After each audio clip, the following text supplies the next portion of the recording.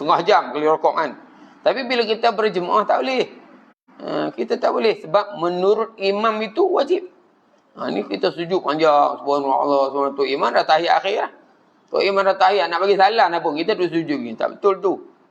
Itu contoh orang yang dia tidak tahu membezakan antara mana yang sunat, mana yang wajib. Turut imam tu wajib.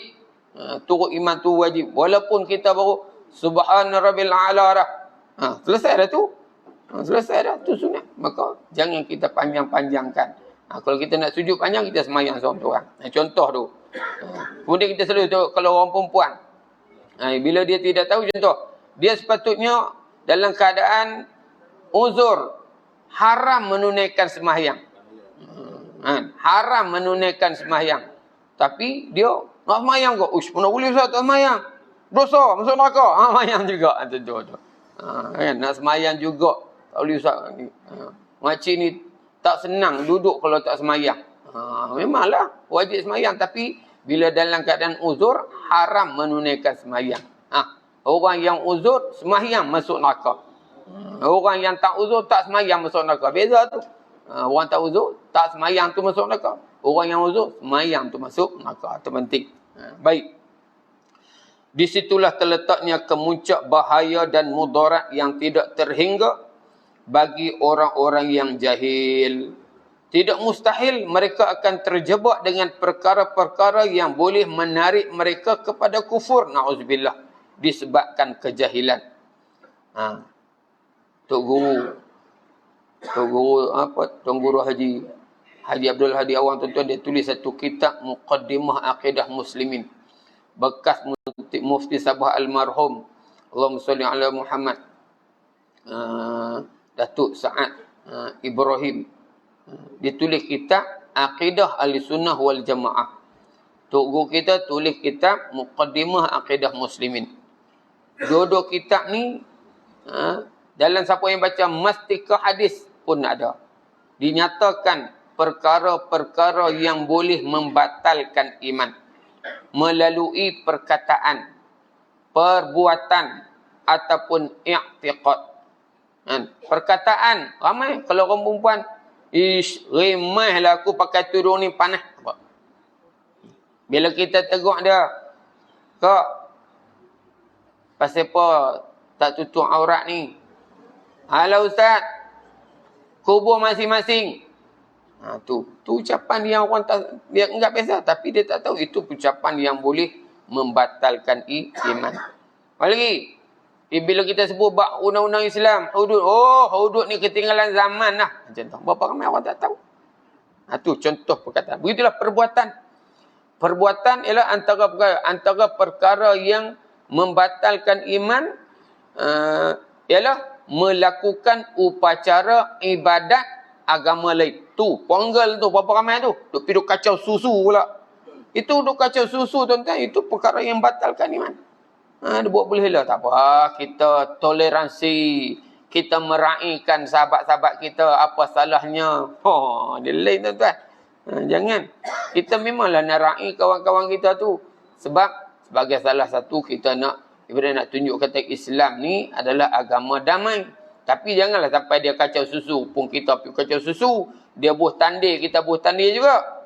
Tak boleh lah itu. Sebab itu perbuatan yang boleh membatalkan iman. I'tiqad apa dah? Duk teringat dalam hati tu.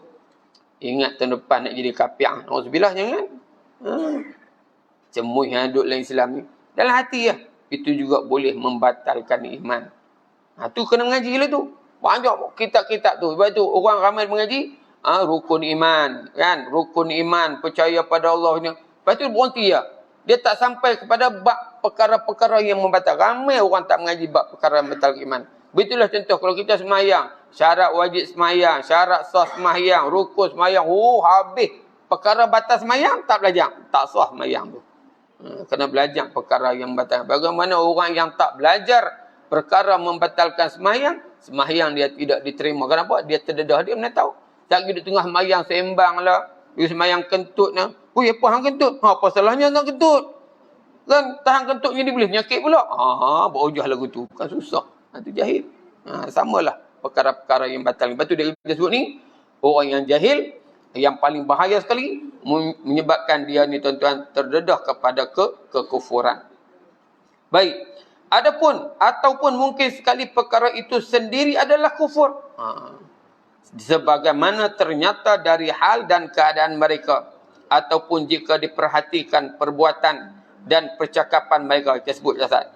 Tuhan tidak akan menerima apapun alasan dari mereka ini di kemudian hari kerana Allah SWT telah memerintahkan supaya menuntut ilmu dan telah memudahkan cara-cara dan sebab-sebab untuk tujuan itu. Contoh orang yang Islam dah, tapi dia syirik tuan-tuan. Dia Islam, tapi duk pergi tempat ponggel. Dia Islam, tapi mulut ni terlupang. Islam tak sesuai kat Malaysia ni. Dia syirik, dia batal iman tuan-tuan. Sembahyang dia tak sah. Di akhirat nanti, dia masuk neraka. Nauzubillah. Tuan tanya, kenapa kamu ni pergi sebut perkara yang membatalkan iman tu, pergi sebut duk hina orang Islam. Kenapa? Minta maaf Tuhan, saya tak tahu. Tak tahu, Tuhan tak terima. Siapa kita masuk mahkamah tuan-tuan, kita dituduh kesalahan mencuri. Mamat, kamu didapati bersalah dengan kesalahan mencuri di bawah Seksyen 378. Kanun keseksaan yang boleh dihukum di bawah Seksyen yang sama, kanun 379, kanun keseksaan. Adakah kamu mengaku bersalah? Tuan Hakim, minta maaf, saya tak tahu. Saya tak tahu kata mencuri ni tak boleh. Hakim akan jawab, minta maaf Haji, ignorance of law is not an excuse. Kejahilan undang-undang bukanlah satu dalihan. Saya tak tahu kata merokok ni tak boleh. Saya tak tahu kata tak boleh. Tak diterima di dunia, tak terima. Allah tak terima. Kenapa? Kenapa Allah tak terima dalihan-dalihan tak tahu ni? Kerana awal-awal aku dah wajibkan menuntut ilmu. Dan awal-awal lagi aku dah permudahkan menuntut ilmu. Aku kirim Nabi ni ratusan ribu, Rasul-Rasul 313 orang. Mati, hampa aku hantar Nabi, hampa bunuh, aku hantar lagi. Alim ulama silih berganti. Tambah hari ni tuan-tuan, ilmu ni di mana-mana. Dalam masjid, kita ada masjid surau ada ilmu. Kalau tak main masjid, ada YouTube. Ada TikTok, kan? YouTube ni kau panjang majlis ilmu. Ustaz, saya rimah lah duduk dalam masjid panas. Dulu tu tak ada aircon panas. Lah ni aircon sejuk. Tok Imam pasang kuat sangat aircon. Sejuk pula dulu panas. Tak apa. Tengok YouTube. YouTube panjang sangat Ustaz. Okey, tengok TikTok pendek. Banyak. Macam-macam ilmu yang kita boleh menuntut. Tiba-tiba bagi dalihan, tak tahu. Allah tak terima di akhirat nanti. Baik. Kemudian Tuhan juga telah mewajibkan ke atas para ulama supaya mengajarkan mereka. Jika mereka masih cuai dan lalai juga sesudah semua ini, maka jelaslah sebabnya kerana hati dan jiwa mereka terlampau bergantung kepada dunia dan sayangkan dunia, sehingga jiwa mereka tunduk di bawah takluk hawa nafsu. Di samping Allah wajibkan kita menuntut ilmu, kemudian Allah permudahkan jalan-jalan menuntut ilmu, Allah wajibkan alim ulama pula mengajar. Balighu anni walau ayah, Nabi kata sampaikan kepadaku walaupun satu ayat. Dan ada amaran Allah untuk ustaz-ustaz ni, innal ladzina yaktumuna ma anzalna minal bayyinat wal huda min ba'di ma bayyanahu lin-nasi fil kitab ulaika yal'anuhumullah wa yal'anuhumul la'inun. Orang yang menyembunyikan apa yang kami turunkan dalam kitab setelah kami tujuannya untuk diperjelaskan kepada manusia, maka orang ini dilaknat oleh Allah dan dilaknat oleh segala pelaknat. Amaran Allah, aku laknat orang-orang yang menyembunyikan ilmu. Menyembunyikan ilmu ni tentang bukan setakat bila orang tanya dia tak nak. Termasuklah orang yang tak mau mengajar. Tak mau mengajar ni pihak. Dengar banyak macam alasan lah. Saya bukan orang alim. Kan? Duk tunggu alim bila nak alim. Mana ada orang alim di dunia tuan-tuan? Wa ma utitum minal ilm illa qalil. Aku tak bagi ilmu melainkan kamu sedikit. Dia bilang, Ustaz, saya ilmu sikit lagi. Saya nak bagi yang alim belakang. Kitab di rumah saya tu ada 100 buah. Lah ni baru mengaji setengah kitab nak ngajak ke mana? Bila nak habis 100 buah tu tuan-tuan? Pakai tak habis, pakai sudah lah. Tok Guru almarhum tunggu Dr. Harun ni pesan, mengajarlah sehingga alim. Jangan tunggu alim baru nak ngajak. Ni contoh dulu sahabat. Sahabat ni dia tahu ayat Qul Huwallah. Dia jumpa orang ni, Ustaz Din, tazkirah ni bismillahirrahmanirrahim, qul huwallahu ahad, Allah samad, lam yalid wa lam yulad wa lam yakul lahu kufuwan. Esok dia jumpa Ustaz Din ceramah, bismillahirrahmanirrahim, qul huwallahu ahad. Apa dia ni kalau kita hari-hari? Tak, dia aku tahu ayat ni, aku ceramah ayat ni saja. Jadi kena, berarti alim ulama kena sampaikan. Maksudnya kamu kena belajar, alim ulama wajib sampaikan. Tiba-tiba kamu masih berada dalam keadaan jahil, ni bukan salah Tuhan, bukan salah ulama, tapi salah kamu yang bergantung sangat-sangat cinta pada dunia, tak cinta kepada hari akhirat. Maka lalu bertambah jauhlah diri mereka dari Allah Ta'ala sehingga menyebabkan mereka menerima kutukan dan tersingkir daripada nikmat dan rahmatnya. Demikianlah huraian mengenai menuntut ilmu yang wajib, yang tidak boleh tidak, pasti setiap Muslim mengetahuinya. Baik. Yang hairan sekali, anda mendapati si jahil yang terpedaya itu tidak pernah mengenal penat lelah dalam mencari kekayaan dunia siang dan malam. Sentiasa mengejar dan bertungkus lumus untuk mengumpul dan menahannya. Apa yang mereka utamakan ialah kesenangan hidup di dunia dengan harta kekayaan itu, serta bersedia untuk memberikan berbagai-bagai alasan untuk mempertahankan diri kerana yang demikian. Berilmu tak ada Ustaz, tak ada macam-macam alasan lah, panas lah, jauh lah, saya tak boleh duduk lama, lenguh Ustaz. Tu macam-macam alasan. Tetapi dalam hal keduniaan, buat cari harta, buat kumpul harta, pulun tak dia. Siang malam celek-celek mata tu projek tu. Sampai malam buat overtime lagi. Bila ditanya, pasal apa yang sibuk sangat? Tak boleh Ustaz, saya tanggungjawab, saya anak 10. Hadut universiti 5. Sekolah rendah lagi. Lah ni pasti pemahal dah. Saya tak hantar pasti. Saya hantar Little Khalif sebulan 450. Nak pergi pandai cakap orang putih. Dia. Nak pergi anak dia cakap pandai orang putih. Padahal ngaji pasti pun lambat mengaji luar negara. Mengaji mana tu? Pasti ya. Cakap orang putih berbui. Maksudnya pulun. Bagi alasan macam tu. Bagi mempertahankan kerja dia untuk nak cari duit. Kononnya nak jaga keluarga. Saya Ustaz, lah ni saya cari sibuk. Nanti lepas saya kaya cukup, saya nak berhenti semua aja. Saya nak duduk kat masjid. Tidur muka tidur masjid. Alah, habis mati gitu lah. Tak ada main masjid. Orang usung main masjid. Kenapa? Nak main sembahyang jenazah. Jadi apa? Jadi tengok ramai orang tu.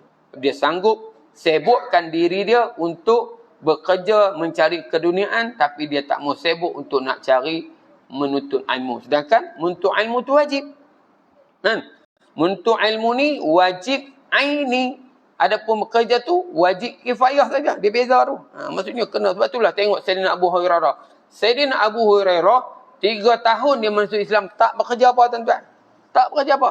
Kalaulah tindakan Sayyidina Abu Hurairah tak betul, sudah tentu Nabi Abu Hurairah, ni mengaji bagus, tapi kena buat kerja sama. Nabi tak tegur. Nabi biar sehingga ke Abu Hurairah kadang-kadang sampai pengsan menuntut ilmu. Setelah dia alim, banyak riwayat hadis tuan-tuan. Lepas tu dia mahir dah, baru dia buat kerja. Tu nak sebutnya. Menuntut ilmu ni sangat penting. Jangan kita letakkan alasan-alasan ini. Alhamdulillah lah Allah pilih kita untuk terus istiqamah menghadiri majlis-majlis ilmu. Walau sibuk selama mana pun, ambil masa. Supaya kita dengan Quran tuan-tuan, sibuk tapi bagi masa kita untuk baca Al-Quran. Di sebalik itu, anda mendapati dirinya pula jahil mengenai urusan agama. Sibuk tentang cari duit, tapi jahil tentang urusan agama. Hatta tentang orang kita ni sampai bak haram, halal, pendapatan pun dia tak tahu. Tak tahu lagi. Saya kerja Ustaz. Saya kerja dengan token saja. Memanglah kerja dengan token. Tapi sampai hang duk pil letak buah limau dekat tokong dia, siapa suruh? Token suruh mana boleh. Tak.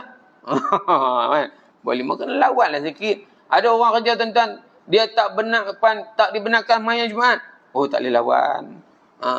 Lawan Ustaz nanti kena buang kerja.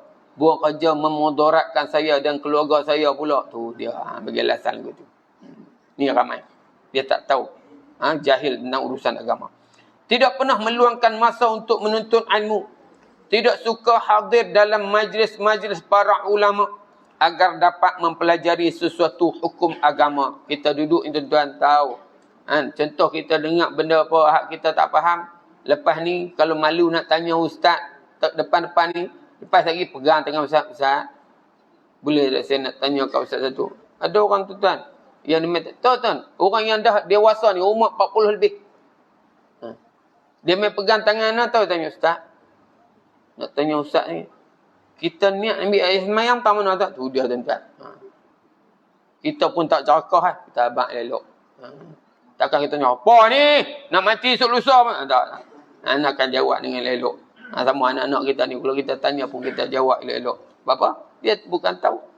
Kadang-kadang dia budak-budak kita ni anak-anak tuan-tuan, dia buah tak buah tu itu biasa saja. Memang perangai dia dah. Minggir. Memang kerja dia minggir dah budak-budak ni. Kita buat syarat dah. Esok siapa nak main masjid, tak boleh buat telefon. Tak mau main langsung. Biar pergi, dia bawa telefon pergi dah. Janji dia main semayang tu. Baik. Jika ditanyakan mengapa mereka bersikap begitu, nescaya mereka akan memberikan alasan-alasan yang menyebabkan mereka jatuh hina dalam pandangan Allah Ta'ala seperti berkata, saya tidak ada masa lapang. Atau saya ada banyak kerja dan urusan dan sebagainya. Pasal apa ni, man? Ni dalam majlis ilmu ni tak ada semayang tu bagus dah. Hang main semayang. Tapi Tok Imam bagi salah, hang pun cabut. Tak ada Ustaz. Tak ada macam alasan dah. Dan saya nak pergi hantar anak pergi sekolah. Saya nak pergi hantar isteri saya tak pandai buat kereta. Macam-macam bagi alasan. Jika nescaya mereka akan memberikan alasan.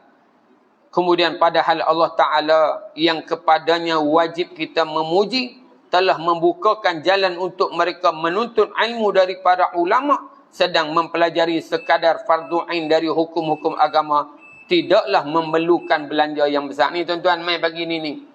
Kena bayar apa kata kena bayar apa ringgit RM1 pun tak kena bayar Kata imam kata esok siapa yang nak duduk kuliah subuh kena buat seorang RM10.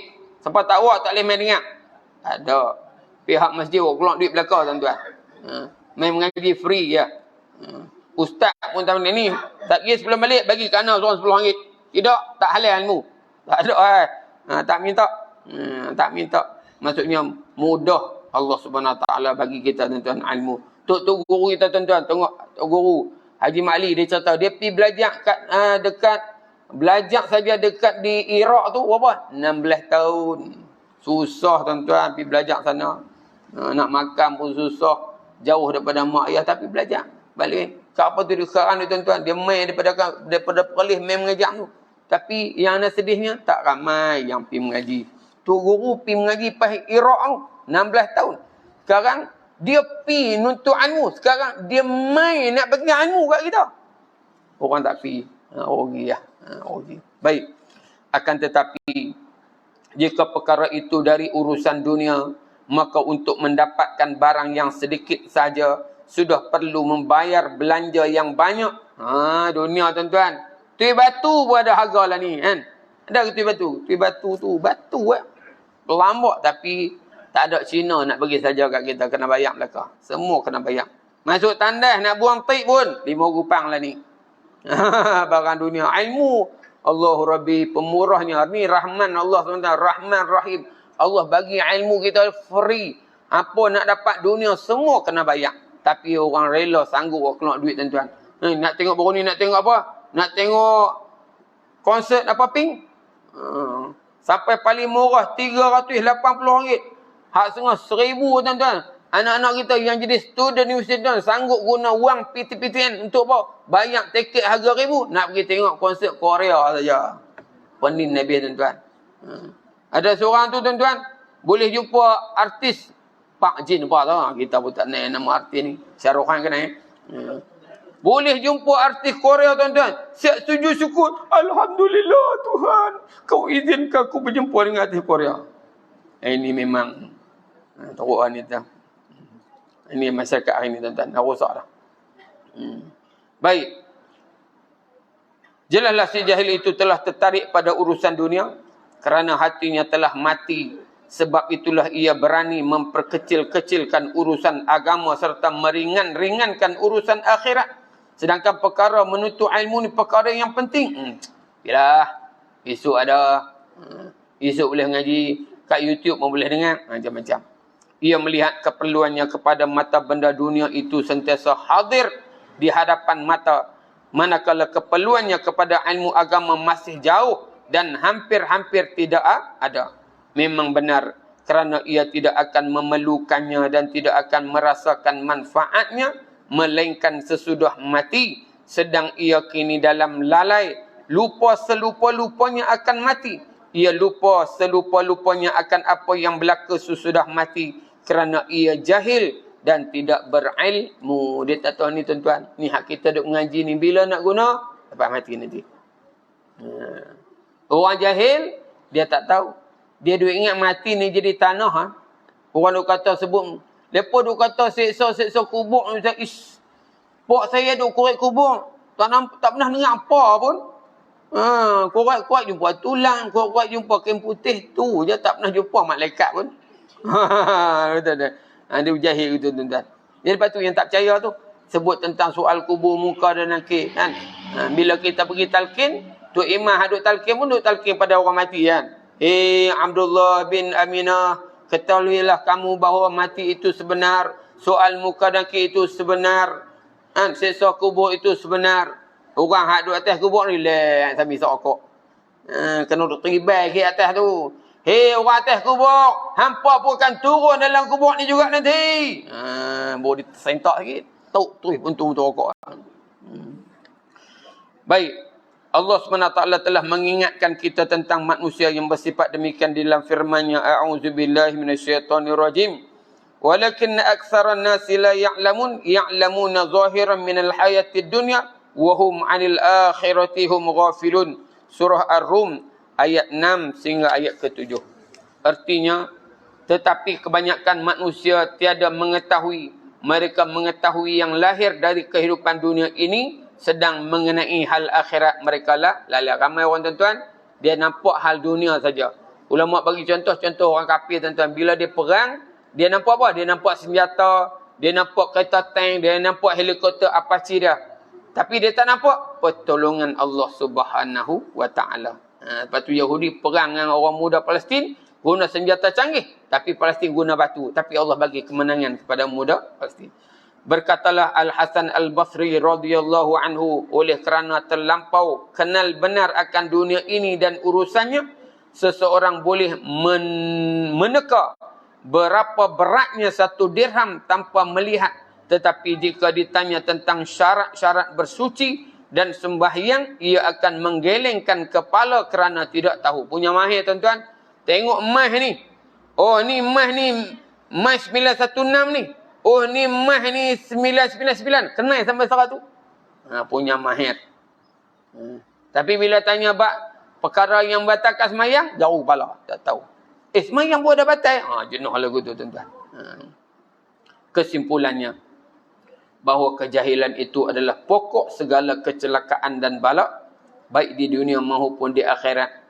Andai kata musuh-musuh si jahil itu berkumpul untuk mencelakakannya, tidak sama bahayanya seperti si jahil itu membahayakan diri sendiri, sebagaimana yang digambarkan oleh seorang penyair, ma yablughul a'da min jahil, ma yablughul jahil min nafsi.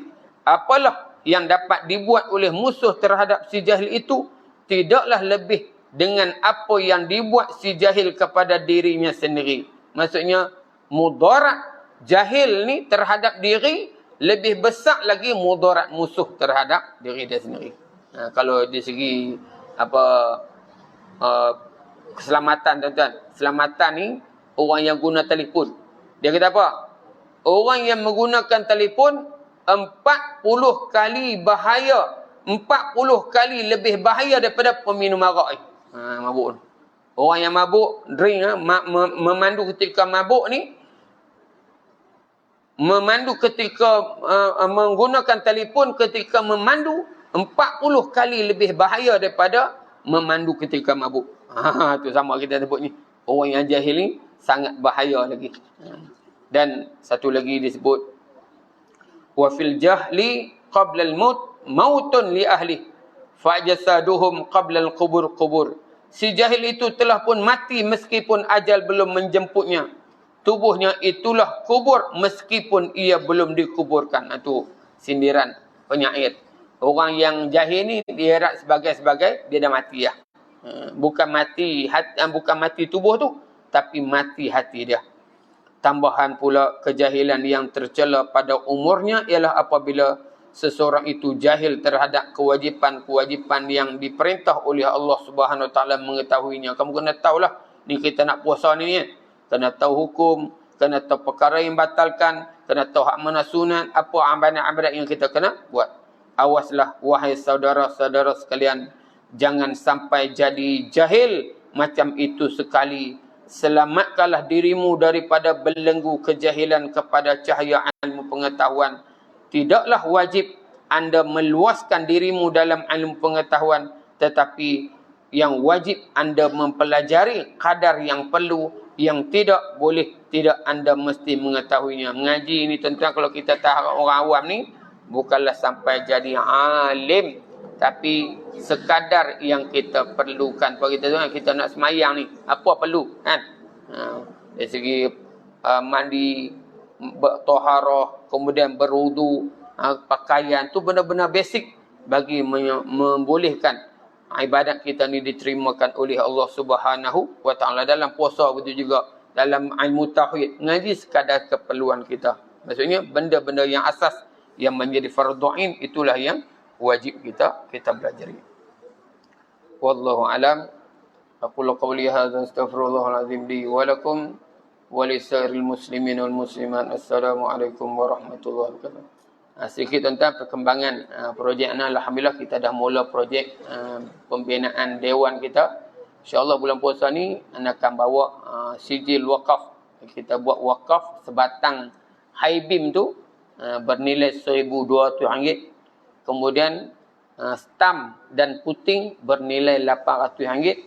Lantai sekaki RM15 dan bumbung sekaki RM10. Tuan-tuan yang berhajat untuk wakaf untuk pembinaan dewan pentadbiran kita di Sungai Lima tu, tuan boleh hubungi ataupun hubungilah Ustaz Rashid ataupun Cikgu Derani insya-Allah. Subhanakallahumma bihamdik asyhadu an la ilaha illa anta astaghfiruka wa atubu ilaik.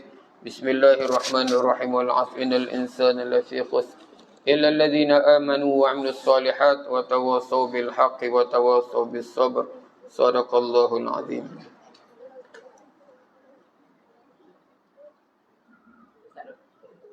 Ya.